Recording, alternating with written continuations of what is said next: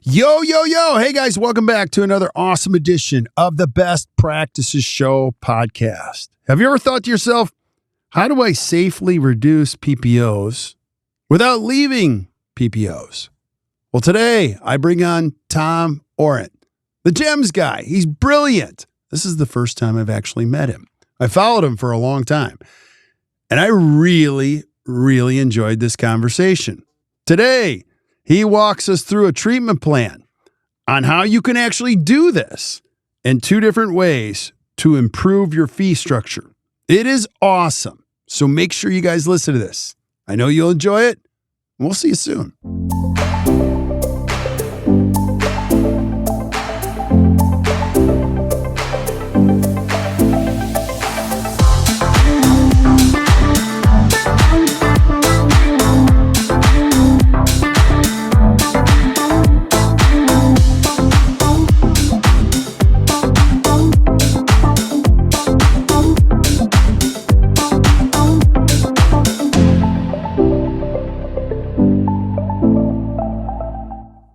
One of the things that I did was I went 100% fee for service. I just decided that PPOs, that was the end of that. And we're going to talk more about that because you don't want to just do it haphazardly. As I mentioned a moment ago, so many docs, they just make that emotional decision and they say, I hate, and name any PPO you want, whatever it is. And they say, I'm just going to pull out of it. And then they end up getting hurt financially, and patients leave in droves, and they're not prepared to do it. They're not prepared financially. They're they haven't prepared their team on how do you speak to these patients and when should you speak to them and what should you say, how should you say it, and who should say it. There's so many pieces to that puzzle of doing it well. So in the probably year and a half to 2 years of trial and error, one of the things that I did before I started leaving those PPOs was I figured out 4 different areas of my practice that I really hadn't addressed, each of which was kind of a bucket of opportunity. We're going to get into those maybe in another day, because today we're going to focus on how do you get paid more? How do you get better fees even while you're still in network? That's perhaps the easiest, one of the first things to do, because there's no fear of not leaving network because you're not leaving a network. So we'll talk about that in a moment. Fast forward, got rid of the PPOs, increased a lot of the things in the practice. Revenue was way up. Now I was getting 100% full fee of everything that I did. Things were going really well. And if I go about 20 years ago now, so my dad was not a dentist, but he was an owner of a dental practice about 45 minutes to the west of mine. Whereas mine was a small private practice with 4 chairs, and I knew every patient well and all that. And I had 1 associate GP and two hygienists. He had 11 chairs. He had every PPO under the sun. He had 15 different plans. 90% of his patients were in network with one of his plans. He had 3 GPs, 2 specialists, 3 hygienists, and a big support team, and it was a mess. And 20 years ago, he was diagnosed with terminal cancer. It was out of the blue, he was healthy until the day that they said, by the way, you have 6 months to live. And so I remember visiting him at the Mass General Hospital with my wife, Elizabeth, and he said, Tom, he said, I've never really told you much about my finances. I don't think he wanted to share, with his son where he was at, but I knew he was stressed. I just didn't know how much. And he said, I need you to help your mom. He said, because I have no retirement. I have no pension. I have nothing put away. I have no life insurance. He says, I have nothing. He said, and I owe some bills, lab and supply. I'm behind in that stuff. He said, could you? So we promised him we'd do anything we could. So we'd take over the practice, fix it, take care of my mom regardless, either way. So he passed away. Elizabeth and I went out to Worcester to that practice, and ours was doing well in Framingham. Got out to the Worcester practice, and that morning we had meetings with each of the departments. So the first thing was, bookkeeping and accounting was a lady named Sue, his bookkeeper. And she said, your dad was a sweetheart. Everybody loved him. She said, but we're getting behind in the bills to the point where they're going to shut us down. The labs and supplies are just not going to, the suppliers are not going to send us stuff anymore. We need to catch up on the bills. And I said, well, my dad did tell us that he was a little bit behind, but he didn't know how much. And I said, can you add it up?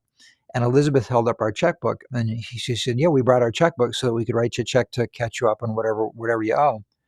She said, Dr. Orent, you don't understand. I said, what don't I understand? She said, well, I have added it up already, and I need you to write me a check today for $100,000.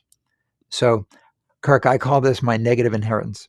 This was my negative inheritance. So fortunately, that was in our account fine. No worries. So we wrote her a check for $100,000 and we got them cut up to zero.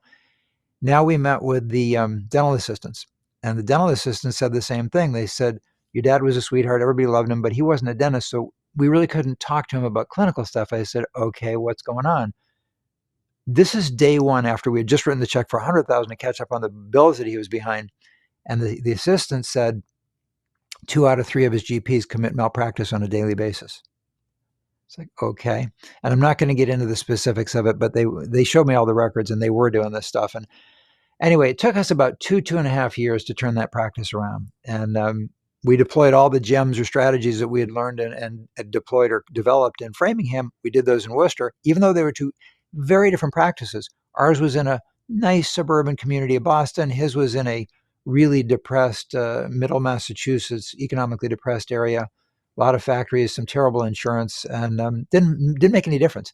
Everything that we applied in Framingham worked really well in Worcester to help us we got out of 13 of the 15 plans. I kept 2 because the fees were actually pretty good. I said to Elizabeth on the way out of that before we sold, we don't need to be 100% fee for service when there's 2 plans that are actually paying us well, treating our staff well. The patients are great. So I would never go fee for service just to be fee for service. I would do it because I'm being mistreated by the PPOs. Mm-hmm. The fees, if your fees are terrible, if the treatment they're giving you is terrible, if they're leaving your staff on hold for 30 minutes and then hanging up and pretending it didn't happen. There's one of our favorite people is a PPO expert with us, and his name is Ben. And Ben told me that approximately 35% of all claims are denied or downgraded, not by a clerk even, by an algorithm that just downgrades into now. Of course, the insurance industry will say that can't be, we don't do that. But he said about 35% are downgraded or denied just as an initial swipe, just to get rid of half of the money. Anyway, so without going too deep into that rabbit hole, turned that practice around, went 90% fee for service. Mine was 100%, sold both those practices about 20 years ago. And ever since, Elizabeth and I, we have a team of 15, but Elizabeth and I run this, and we've just been helping dentists with how do you improve wherever it is that you're at. So before we talk about the how, let's talk about the why. So really, let's take a look at what are PPOs really doing to dentists and their practices beyond what's seen on the surface. Yeah, I like to start there. It's important because it gives us more, us as the dentists who are in PPOs, it gives us, and I'm out, but your listeners, many of them, most of them are probably in at least some PPOs that they'd rather not be in. So let's first of all just look at what you see on the surface. We've been doing this for just actually over 20 years now. And a couple thousand dentists we've spoken with and looked really deep at their practices. And the average dentist, the average GP, is losing anywhere from low end 25% write-offs, high end 45, even 50%, which is just absurd. Now, where are we seeing 45 to 50%? Typically that's in California, some parts of the Mid-South and the Mid-Atlantic, but California is the worst offender. It's not at all unusual for a doctor to be writing off 43, 45, 48, some 50, and we've run into a couple who are over 50%. So you're working half a year for free. Right. Now, let's talk about the more typical dentist. The more typical dentist is losing 30%. So if it's $1 million practice, $1 million production, which is a decent amount of production for one doc, it's a $300,000 write-off. Yep. $300,000. That's like a small practice. I mean, it's a small practice, but it's a small practice. It's $300,000. So that's the surface cost. For $1 million practice, it might be $300,000, $350,000 or $400,000. What about the hidden cost? Well, I've never yet spoken to a dentist who said, oh, I've already taken that into account. I realize that. And here's the hidden cost financially. Let's say you're doing $300,000 worth of free dentistry, which you are. It costs you 12 to 15% to produce it because you've got variable expenses. Variable expenses are lab and supply. On the low end, it's 12%. More typically, it's about 15%.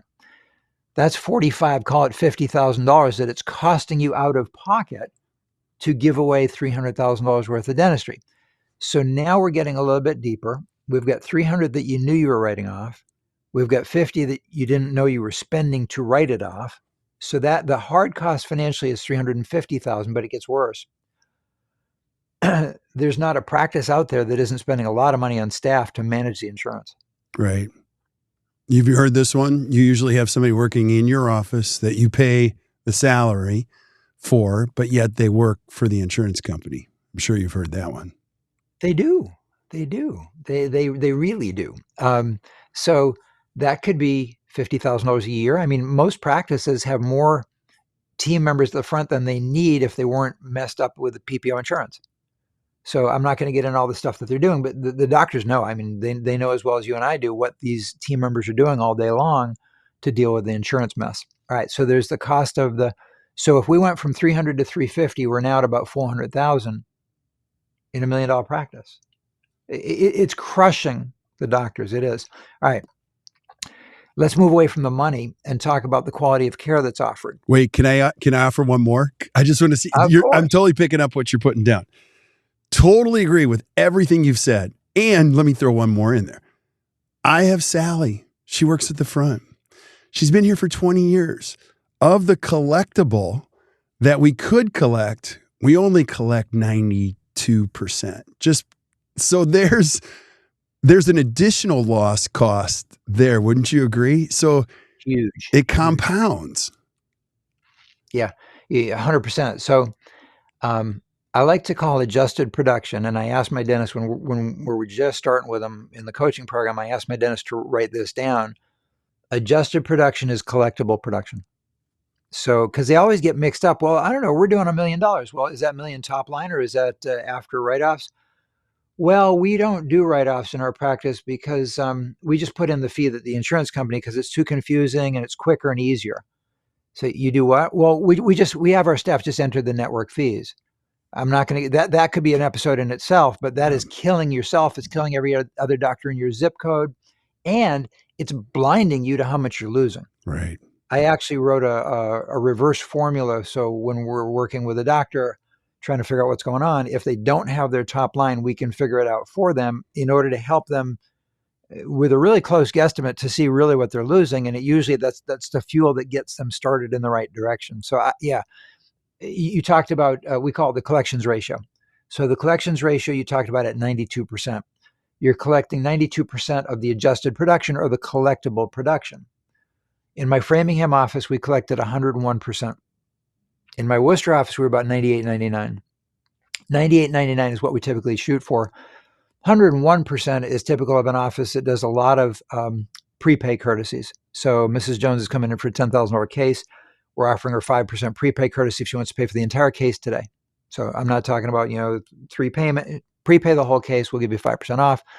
Because of that, we were running at about 101% in Framingham. But yeah, even if they're doing 95%, which, that's not bad. I'm doing 95%. It's like an A or an A plus. No, it's terrible. Because if you're $1 million practice, you just lost $50,000 for nothing. Yeah, totally.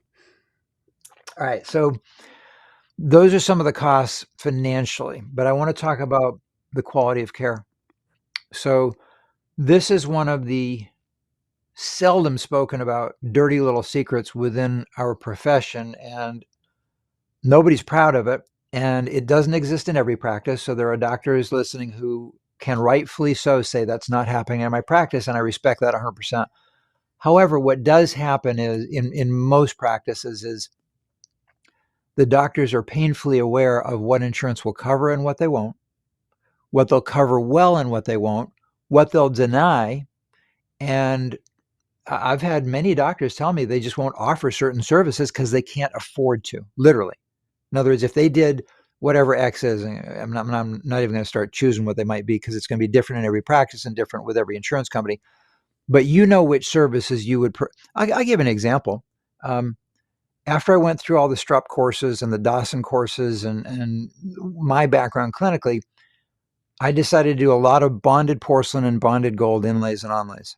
Why? Because I was conserving tooth structure and I was rebuilding the strength of the tooth. I'm not here to argue clinically what's better or worse. I mean, the doctors today might be doing some things that are beyond amazing clinically. My point is, there are situations where doctors just choose not to offer inlays and onlays anymore because it will automatically be downgraded by 95% of the insurance companies to a large amalgam.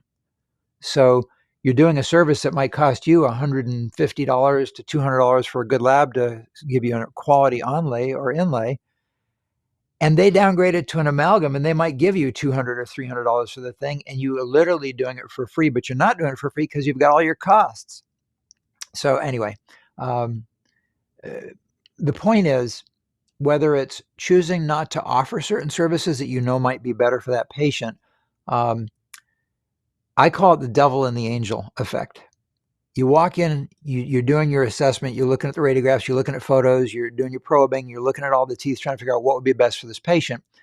The angel's on one shoulder saying, Tom, make sure that you offer the very best dentistry on each and every patient, no bias, no exception. That, by the way, is what we train our coaching members to do and give them the ammunition to be able to do that and get paid for it and get the patients to say yes, even though a lot of it's out of pocket. So, angel, offer the very best, offer what you would want done for yourself, your mother, your brother, your sister, your kids. The devil is there saying, be serious. It's the real world. You're not going to get reimbursed for it. And the patient's not going to pay for it. And even if the patient would pay part of it, the insurance is going to downgrade it. And in the particular plan, you've signed a contract which says you can't charge, you can't balance bill. By the way, we could get into so many different subjects. For sure. There's 43 different states, I believe, maybe 44 now, that have the Non-Covered Services Act. Non-Covered Services Act says, hey, insurance companies, you have no right to dictate. The insurance commissioners were part of this, and the state, the dental societies were really good for pushing on this as well to the legislatures. And they finally got passed in most of the states, this Non-Covered Services Act, which basically says, if you deny this insurance company, then we can charge our patient the full fee, even though we're in network. So that's good. What's not good, and most dentists don't know, is 50% of the time, if you do that, even in a state that has that legislation, you will be committing insurance fraud at a federal level, not state. It's the state insurance commissioner that has the ability to say, you can't do that, insurance company. And the legislation gave the insurance commissioner the teeth to say that. But there's about 50% of all plans that are not, they don't answer to your state insurance commissioner because they're federally funded. Right. Again, a story for another day. Right. All right. So where does that leave us? How about the emotional? So that's the quality of care. There's a lot of patients not getting the quality that they otherwise could get. Just because we can't, when I say we, the dentist who's in a PPO may make a decision not to offer certain things. But let's talk about the emotional cost on the doctor. I speak with so many docs who are so fed up, anxiety-ridden, frustrated that they know how to do the quality care, but they just can't offer it or don't offer it, or they do offer it and the patients aren't accepting it because they're just looking at their insurance. So there's the emotional cost of PPOs. Ultimately, it's a cost to the patient's health. So I said there's so many different pieces to the what are PPOs really costing us. Those are the pieces. So let's talk about a couple ways. Let's wrap up with what they came here for, which is a couple ways that you can get better fees, even if you're still in network, even while you're still in network. Right. Because ultimately, if you want to get out of PPOs, I would urge you to do it.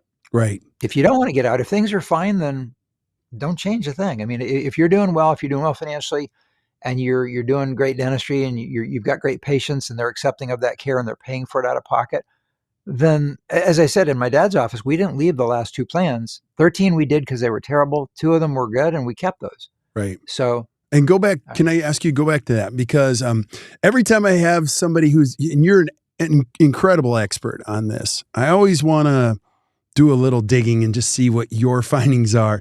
And I'll share with you what I've been learning from the last couple that I've had on.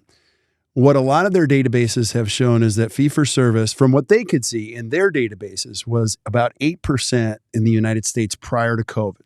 Post-COVID, those numbers have climbed to 18, 19%. I'll throw that one in there, and then I'm going to throw a second one in there. Most experts agree that most dental practices will have to be some type of hybrid in the future. So take those 2 things. I would love your insight on both of those things that we've shared on this podcast. you're asking the right guy. All right. First of all, I actually looked up a study by the ADA, which was pre-COVID, and was surprised to see, excuse me, that the number was in the mid to high 70s and that 20% of practices across the US are fee for service. This was pre-COVID. So, excuse me, this is a few years back. So let's say, call it 80%. So 20% of the practices at that point, at least to the ADA survey, were, I don't know if it's accurate or not, but that's the numbers I came up with. What I find anecdotally, and when I say anecdotally, I've worked with a couple thousand practices. So what I find in my anecdotal world is 90 to 95% of practices have at least some in-network PPOs. Now, there may be a bias because the practices that are coming to work with me are probably coming to work with me because they have some PPOs. So the number that I have might not be accurate. But yeah. Now, we also have a number of doctors who are full fee for service who work with us because they don't ever want to go back. And that's one of the biggest problems that we see is somebody pulls out, they go fee for service and they destroy their practice, and then they rebuild by adding PPOs.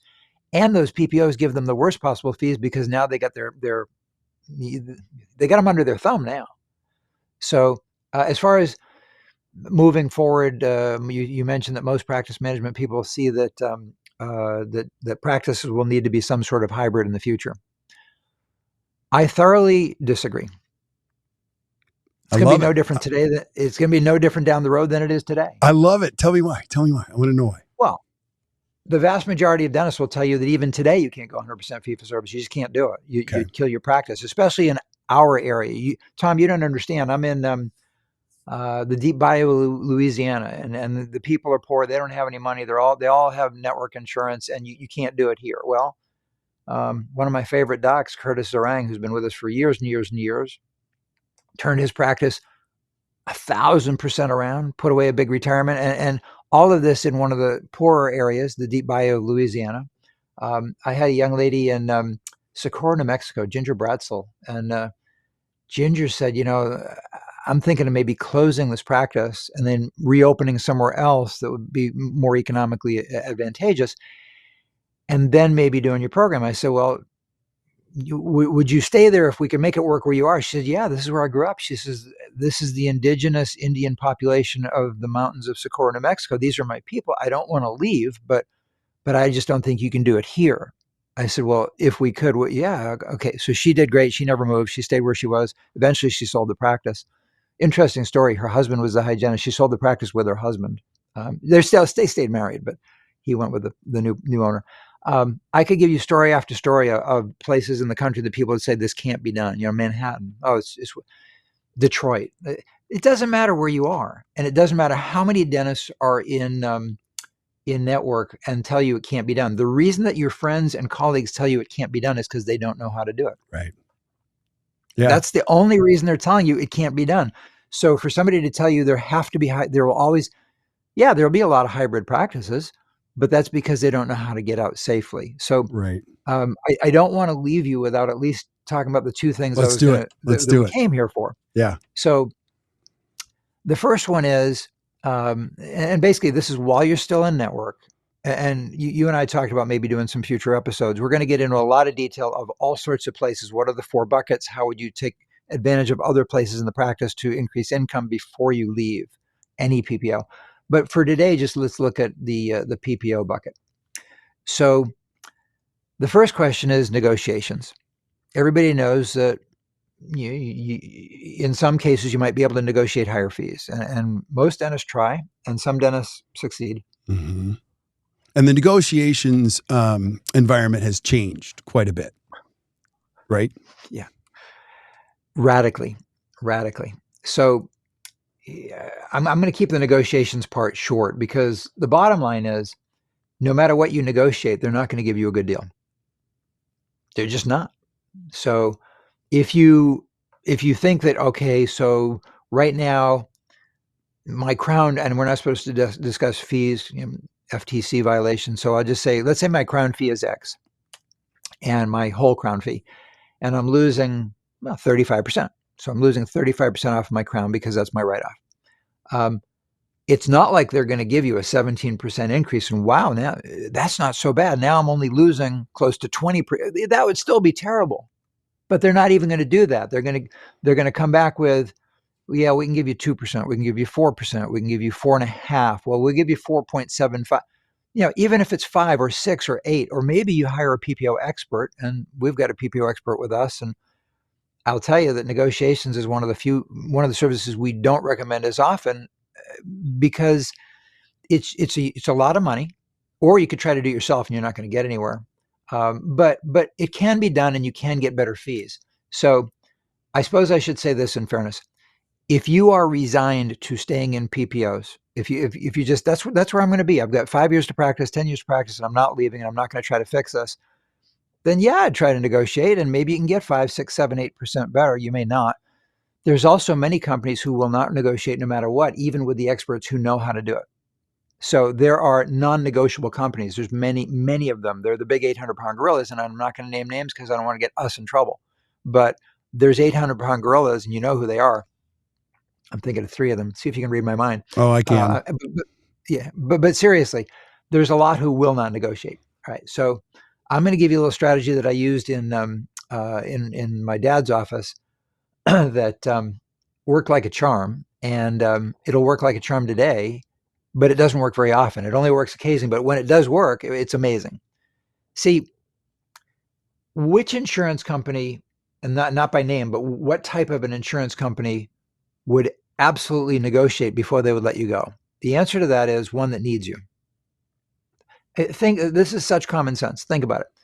The only insurance company that will negotiate and give you better fees is one that needs you. Why would they need you? Because the ratio of number of employers and employees, so they contracted with 200 employers or 800 employers, whatever it is, in your area, and they've got 10,000 patients or 20,000 patients or 100,000. It depends on whether you're rural, suburban, or urban. But the point is, they've got X number of patients under contract, and they've only got Y number of dentists, and the ratio is messed up for them, and they don't have enough dentists. Why are some of the 800-pound gorillas refusing to negotiate? Because they don't need you. They simply do not need you. They never will negotiate. They just don't. They don't need you. So how did I find out which ones would negotiate and which ones wouldn't in the Worcester office? Real simple. I never left a PPO until I could do it financially, and it didn't matter if I lost every one of those patients. That's we talked about that a little bit earlier. You want to get yourself in a position first. Okay. So then when I was ready to leave, I sent them a certified letter, return receipt requested, saying, it was a very, very positive letter, by the way. It wasn't a negative letter. I've appreciated working with ABC, PPO. You guys have been great. And I love the patients, and it's all been good. However, unfortunately, at this point, I can no longer afford to offer uncompromised care. And this is the key. And this is what we tell our patients as well. I can no longer afford to offer the uncompromised care that we deliver with the compromised fees that we're getting. And so please see Addendum A. And Addendum A is our new fee schedule. If you got to play hardball, but you can only do it if you're willing to cut and run completely. So as I was cutting and running, I sent this out as a shot over the bow saying, so at the end of the letter, it said, if you are unable or unwilling to work with us on the new fee schedule, then please consider this let's say it was a 90-day notice for that company. Please consider this our 90-day notice. So, and it was return receipt request, and we had the date that they had signed for it. So we had proof that we had given our notice because, okay, about half of them, maybe 40% of them, and today it might be only 20%. So that's the biggest difference, is there's fewer who need you now, because back then not as many dentists were tied into PPOs. But the same strategy will work to figure out who, but don't use this strategy unless you can financially afford to walk away. Right. All right. So having said that, many of them said, yeah, we don't want to lose you. What they were saying is we don't have enough dentists in your area. And so they either gave me that schedule or they gave me a little bit of a compromise. Well, we can't do Schedule A, but we could do 10% less than that. Would you take that? I said, sure, let's do that. Eventually, we left all but 2. But for a while, on the way out, we were collecting way more money. You follow that? So I still left. I didn't promise them I was going to stay. I just said, pay us this or we're leaving now. So what I did is with all of them, I left most of them eventually anyway, because we wanted 100% fee and we didn't want to be screwed around by the insurance industry. Right. So that was one. The other is umbrellas. So let's talk about umbrellas. Unfortunately, only about half of the dentists out there that we speak to have a sufficient understanding of the umbrella networks. For those who've never heard it called an umbrella, you can also hear it called shared or leased networks, L-E-A-S-E-D, leased or shared networks or umbrella networks. So there's three different names that these evil things go by, and they're terrible. Now, let's say, well, I've never heard of any of those things. Then I'll give you the scenario, and once you hear the scenario, I'll bet you'll say, okay, I just didn't know it was called that, but my front desk tells me about this, and it's terrible. Mrs. Jones shows up at the front door, super nice lady, shows her insurance card. She's in some insurance plan, but it's not one of yours, so you're not in network with her. She's going to be full fee. She broke a couple of teeth. She's got some decay. She agrees to do the care at full fee. And you prep the 2 crowns and maybe did some buildups and maybe a little bit of whatever. You submit, say it's $5,000, or I don't know how many different services we're bundling into that, but let's say it was $5,000 worth of services that you assume are full fee, and she was fine with full fee. You submit for her, and the EOB comes back and it says you are required by contract. You are required by contract to write off not $500 of that $5,000, not $1,000, but $1,500 or $1,800, depends on what your insurance is. But you could lose $1,800, what you thought was a full paying patient, because you're not in network with her plan. So if you read the fine print, the like little 5-point or 7-point pica print of your contracts, what you're going to find is this phrase that says something to the effect of, oh, and by the way, we may be in a behind the scenes arrangement. It's like the airlines, you get onto a flight, you're sitting at the gate, and it says American Airlines flight 456, and that's what you have a ticket for. And then it changes, the marquee changes, and it says, some other name of some other company, airlines, and flight 652. And then it says a third one. And what is it? It's behind the scenes arrangements with different airlines. Well, the insurance companies have the exact same thing. With the airlines, I think there's advantage for us. With the insurance companies, it's terrible. And here's why. If Mrs. Jones has a plan which is in one of these behind the scenes networks, the umbrella, shared, or leased networks, with one of your plans, any one of your plans, then you are required by law, by contract, not only to accept the network fees, but let's say Mrs. Jones' plan is a decent plan and it's maybe the top paying plan in the whole umbrella. And so her fees would have been only a 18 or 20% write-off, and you're writing off 35% in your plans.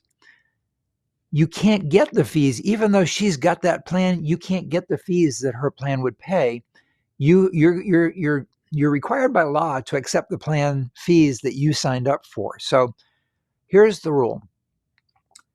You never want to be in more than one plan within an umbrella. Let's say there's 2 local umbrellas in your area, and each one has 6 or 8 or 10 plans.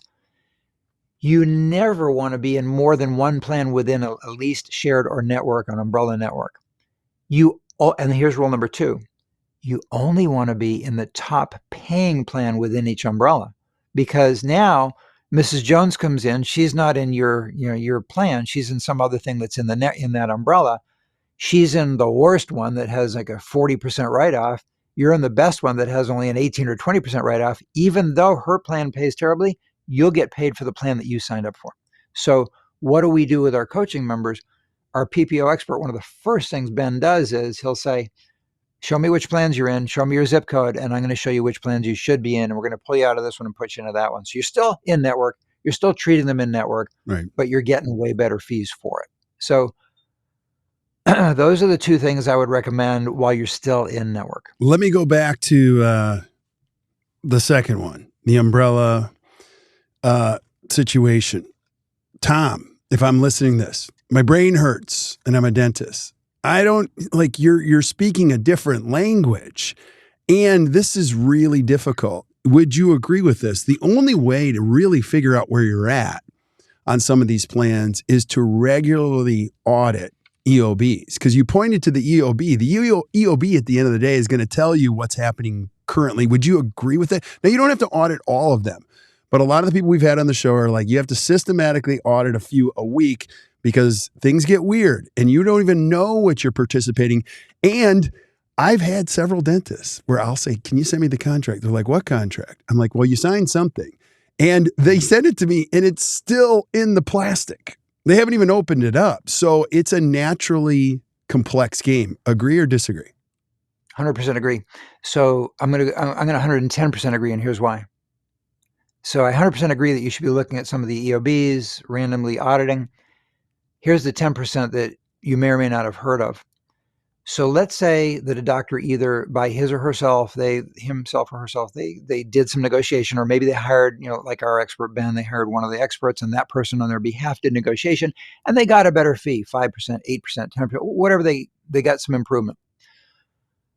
Many insurance companies will not pay the contracted, agreed upon, signed, legally accepted higher fees until you squawk and say, wait a minute, you're not paying me the higher fees. This is what we're finding. So yeah, this is another reason you should be auditing, is that, let's say XYZ PPO, not to name anybody, XYZ PPO says, fine, we will pay you 8% higher. They may or may not, they don't all do this, but some of them are paying the old fee until you see it in the EOB and say, wait a minute, we're not getting the higher fee. And almost nobody ever looks. So that's why they get away with that. That's crazy. So you got to hold them accountable to their promises. You have to. And they will start paying it once you point it out, but they may or may not until then. I mean, there are services you can pay for where the PPO experts will, they'll put a tail after the negotiations, the tail meaning you then pay them for an ongoing, you pay them an ongoing fee just to do this auditing themselves, so you don't have to do it, so your team doesn't have to do it, and they will flag and tell you, they'll alert you and say, okay, that company isn't paying what they promised you, and then they go to bat for you. So, yeah. Again, this is only one of 100 different, literally, we probably talked about 8 or 10. This is one of 100 different reasons that I would never be in PPOs today, and why I pulled out completely out of Framingham and 90% in Worcester before I sold. Yeah, I love this. We are, no question, you and I are going to do multiple episodes. I've got like 30 questions. I could keep you on here for 2 more hours. And I want to cover, the non-covered services situation. There's so many things. Tom, sure. If I'm listening to this, and I want more of what you can offer to dentists, I want you to share that. But before we do that, give me a last, final thought. Just, if I'm a young dentist listening to this, what would you say about all that? Give me some last final thoughts as I look forward to 30 years of doing this. So before I do share how they can get more of that from me, and we got a couple free resources, but before I go there, life's too short. Life's too short. I have 2 brothers. I lost one of them. He was only a couple years older than I am, and he was healthy as could be. He did a lot of skydiving. He jumped out of an airplane. He landed fine. He went to pack his chute, and he sat down, and they thought he was sleeping while the people were repacking his chute, and he was gone. That was about 2 years ago. Life is too short. That stuff happens when you're in your 60s. That stuff happens when you're in your 40s. Those doctors who are only in their, let's say, 40s right now, they're 30s and 40s, the younger doctors. Trust me when I tell you that you will be in my chair in your 60s before the blink of an eye. So my question to you is, what's it worth to you to have joy every day, to get up in the morning and know that you are free to do whatever it is that you know how to do the very best that you can for your family, for your patients, for yourself, professionally, feel satisfied, feel invigorated, and not be anxious and worried and frustrated going to work every morning? Because the deeper you get into PPOs and the longer you stay in there, the worse it will get. And your question was a really good one. Are the practice management people right that you'll have to have a hybrid in the future? And the answer is no. The answer is probably, I don't know the percentage, but let's say today, 85 or 90% of all practices for GPs are PPO, then maybe down the road, it's going to be 95%. It's going to get worse. It's not going to get better. It is. So this is something that you need to do for yourself if you choose to do it. This meaning learn how to run a practice in a manner that gets your patients to understand that they have, and we could do a whole program about in a general practice, 95% of our patients are asymptomatic. That's one of the biggest difficulties that we have in getting patients to accept care. But I digress. So Yeah. life is short. Set up your practice and your life, not just your practice. Set up your practice and your life so that every morning you get up and you have the very best shot at saying, I love this life. I love the opportunities that I've created for myself and taken advantage of. So if your listeners would like to safely reduce dependence on PPOs, then have them download my free special report. It's called A 4-Step System That Dentists Use to Safely and Predictably Withdraw from PPOs and Increase Their Net Profit. They can do that one. In fact, you can see these on my screen. One of them is ppofo.com, and the other one is PPO Exit. For the free report, they can go to PPOFO. So I am the PPOFO. ppofo.com, that's FOE. They can get that free report. Now, if they would like a little higher level help from us, we can help them map out a step-by-step plan that's specific to their situation to safely and predictably withdraw. So if I owned your practice and I knew what I know and we go in a deep dive, what would be the steps I would take? Where are the greatest opportunities in that practice? And it's going to be different in every practice. How would I get out of PPOs in your practice? It's called the breakthrough call. It is free. Even if at the end of that call, we don't end up working together, we may steer you towards something that we feel may fit you better. But either way, you're going to get massive value and clarity out of that call. And for that one, you would go to PPO Exit. And again, you can see that there, PPOexit.com for the free call. Yeah. Tom, so well done. I really enjoyed this. And if you're listening, again, you're not taking notes. Don't worry, we're taking notes for you. So if you're listening on Stitcher, iTunes, Spotify, Amazon, doesn't matter. Flip up to the show notes. You're going to see links to everything that Tom has mentioned. You can click right on the link. It'll take you directly there. I'm going to encourage you to check that out. And Tom, I'm going to have you back. I'm not even asking you to come back. I'm telling you you're coming back. Is that okay? Kirk, I would love to. I appreciate it. This has been a lot of fun. Awesome, buddy. I really appreciate this. So thank you so much for being on. And stick around while we say goodbye to everybody else who's listening. But thank you guys for listening to the Best Practices Show. Hey, if you enjoyed today, which I know you did, please hit the share button, share this with your friends, and keep sending us suggestions. I get them all the time from you guys. I love it. I'm going to have Tom back again and again and again. And I have a bunch of questions I want to ask him. But anything you want to hear from him, send them to me and I'll line them up. And I will ask the expert himself. So until you guys hear from us next time, or we see you next time, keep watching or keep listening to the Best Practices Show. You guys enjoy your day.